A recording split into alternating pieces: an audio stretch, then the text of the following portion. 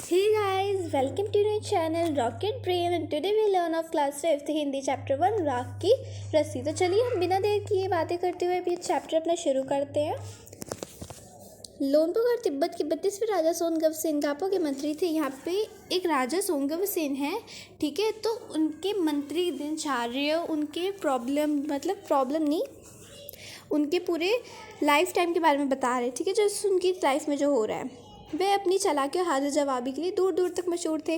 जैसे कि आपने क्लास 4 में पढ़ा होगा कि the scholar mother tongue English में, है ना। तो उसी तरह जो बीरबल है वो उस पंडित की मदर टंग निकाल लेता है, वो होती है तेलुगु। यस, तेलुगु होती है। कोई उनके सामने टिकता ना था। चैन से जिंदगी चल रही थी, मगर जब उनका बेटा बड़ा हुआ था उनके लिए चिंता का विषय बना था। मतलब कि उनका जो बेटा था वो बड़ा हो गया। तो आप सोच रहे हो कि बड़ा हो गया तो उसमें चिंता की क्या विषय था। कारण यह था कि वह बहुत भोला था। भोला तो सभी होते, क्यूट से सारे ही होते, लेकिन उसमें ऐसी क्या खास बात थी। होशियारी से छूकर भी नहीं गई थी, यानी कि उसको होशियारी, थोड़ा सा दिमाग भी आप लगा लेते हो ना, वैसे भी। लोनपुगार ने सोचा, मेरा बेटा बहुत सीधा साधा है, मेरे बाद इसका कैसे चलेगा। यानी अगर लोनपुगार जी की मृत्यु होगी तो उनका काम कैसे चलेगा, उसके बेटे का।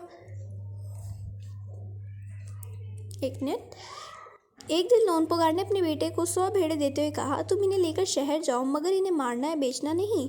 यानी अपने बेटे को थोड़ी सी दिमाग लगाने के लिए उन्हें 100 भेड़ें दी और इन्हें शहर लेकर जाने के लिए कहा। उसने कहा इन्हें मारना है, बेचना नहीं, इन्हें वापस 100 जौ की बोरों के साथ लाना। अब आप सोच रहे हो कि जौ की बोरी क्या होती है। जौ की बोरी होती है एक वीट जैसी, अनाज जैसी होती है, ठीक है। वरना मैं तुम्हें घर में घुसने नहीं दूंगा। इसके बाद उन्होंने बेटे को शहर की तरफ रवाना किया, यानी उन्होंने अपने बेटे को शहर भेज दिया। लोनपुगार ने अपने बेटे को शहर पहुंच गया, लोनपुगार का बेटा शहर पहुंच गया, मगर इतने बोरे खरीदने के लिए उसके पास रुपए ही कहाँ थे, ठीक है। तो उसके पास पैसे नहीं थे कि वो जौ के बोरे भी लाए और भेड़े भी ले आए। वह इस समस्या पे सोच विचारने के लिए सड़क किनारे बैठ गया, मगर कोई उसके हल समझ में नहीं आ रहा था। मतलब कोई भी उसका आइडिया दिमाग में आ ही नहीं रहा था कि वो क्या करे क्या नहीं करे। वह बहुत दुखी था। तभी एक लड़की उसके सामने आ खड़ी हुई। क्या बात है, तुम इतने दुखी क्यों हो।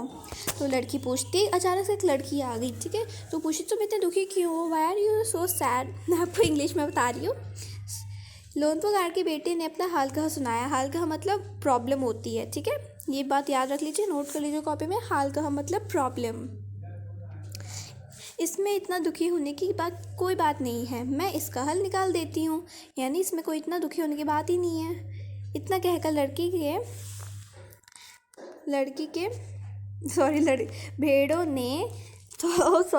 इतना कहकर लड़की ने भेड़ों के बाल उतारे और इन्हें बाजार में बेच दिया। जो रुपए मिले उनसे जौ के 100 बोरे खरीद कर उसे घर वापस भेज दिया। यानी घर से भेज दिया जो भी पैसे मिले, ठीक है। लोनपुगार को लगा कि उसके पिता बहुत खुश होंगे, यानी उनके पिता बहुत खुश होंगे, क्योंकि उन्होंने जौ बोरे भी ले आए और वापस भेड़े भी ले आए। मगर उसकी बीती पर उन्होंने ध्यान ना दिया। यानी उन्होंने जो उसके साथ हुआ वहाँ पे उन्होंने उससे ध्यान नहीं दिया। वह उठकर अपने कमरे से बाहर चले गए, समझ लो वो बालकनी में ही चले गए। दूसरे दिन उन्होंने अपने बेटे को बुलाकर कहा, पिछली बार भेड़ों के बाल उतराकर बेचना मुझे ज़रा भी पसंद नहीं आया। उन्हें ज़रा भी पसंद नहीं आया कि उन्होंने भेड़ों के बाल उतरवा दिए। जो आप कपड़े पहनते हो सर्दियों में वो इन्हीं के कपड़ों से बनती है ना, वूल के, पता है आपको इतना। अब तुम दोबारा इन्हीं भेड़ों को लेकर जाओ और उनके साथ जौ के 100 बोरे लेकर ही लौटना, ठीक है। अब ही लौटना मतलब जो 100 के दोबारा इन्हीं भेड़ों के भेजते हैं और वही मतलब उनके तो बाल कट गए। अब तो वो बाल क्या काटेगा। अब जो पैसे मिलते तो उन्होंने तो 100 के बोरे जो खरीद लिए है ना। तो आगे पढ़ते हैं। एक बार फिर निराश लोनपुगार का बेटा शहर में उसी जगह जा बैठा। न जाने उसे क्यों यकीन था कि वह लड़की उसकी मदद के लिए ज़रूर आएगी। उसे ऐसा लग रहा था कि वह लड़की दोबारा आएगी। और हुआ भी कुछ ऐसा ही। वह लड़की आई और हुआ भी उसके दिमाग जैसे जो उसने सोचा वही हो गया। उसने अपनी मुश्किल कहा सुनाई। अब तो बिना जौ के बोरों के साथ मेरे पिता मुझे घर में घुसने ना देंगे, मतलब देंगे ही नहीं उसे अपने घर में घुसने अगर ये 100 के बोरे ले लेगा। तो लड़की सोचकर बोली, एक तरीका है। उसने अपने भेड़ों के सिंग काट लिए। लोन सॉरी कहाँ गया सिंग काट लिए। उन्हें बेचकर जो रुपए मिले उनसे 100 जौ की बोरे खरीद दिए। ठीक है। बोरे लोनपुगार के बेटे को 1 मिनट सौंप कर लड़की उसे घर भेज दिया। ठीक है। जो मतलब उनके जो सींग कटवा दिए, ये जो सींग इनके है ना, ये चीज़ें ये इनकी कटवा दी। ठीक है। पहले तो इनके बाल कटवाए जिनकी वजह से इनके 100 जौ की बोरी आ गई, और अब इनके सींग कटवाए तो तब भी इनके 100 की बोरे आ गई है ना। तो इसी तरह तो हाँ, भेड़े और जौ के बोरे लेकर पिता के हवाले करते हुए लोनपुगार का बेटा खुश था। ठीक है।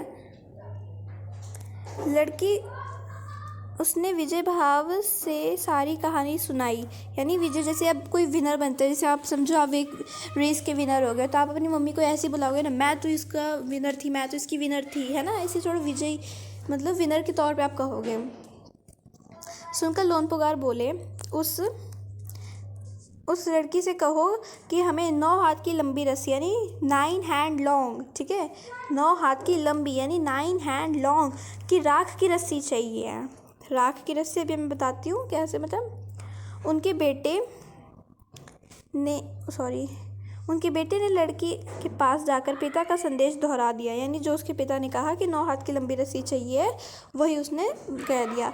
लड़की ने एक शर्त रखी कि मैं रस्सी बना तो दूंगी, मगर तुम्हारे पिता को वह गले में पहननी होगी। लोनपुगार ने सोचा ऐसी रस्सी बनाना ही असंभव है, इसलिए लड़की की शर्त मंजूर कर ली। मतलब कि जो राख की रस्सी होती है, मैं आपको अभी हम आगे पढ़ेंगे तो बताएंगे। अगले दिन लड़की ने 9 हाथ लंबी रस्सी उस पत्थर के सिल पर रखी। यानी कि सिल पर, जैसे ये पत्थर है, ठीक है, एक ऐसे चपटे सा खार का पत्थर है और ये रस्सी है। इसने यहाँ पे एक लड़की बैठी हुई है, इसने यहाँ से इसको जला दी। ठीक है। यहाँ से इसने जला दी तो वो जल के वो यहाँ तक जल गई। तो जब वो जल गई तो उस राख पे जो रह गया था ना, जो जब आप देखते हो ये जल गई तो ये इसकी राख बन गई, वो काली सी हो गई। ओके। तो वो जब जल जाती है तो वो आप जब किसी भी चीज़ को जलाते हो तो वो राख जैसी हो जाती है। जब आप से हाथ में उठाते हो वो तो चूर चूर हो जाती है ना। और जला दी, रस्सी जल गई, मगर इस रस्सी के आकार की राख बच गई। मैंने आपको कहा था ना, जो भी आकार आप, जैसे समझो आप रस्सी से गोल आकार बनाओगे तो फिर आप उसे जला दोगे तो गोली शेप की आएगी, नॉट ट्रायंगल थोड़ी आएगी, है ना।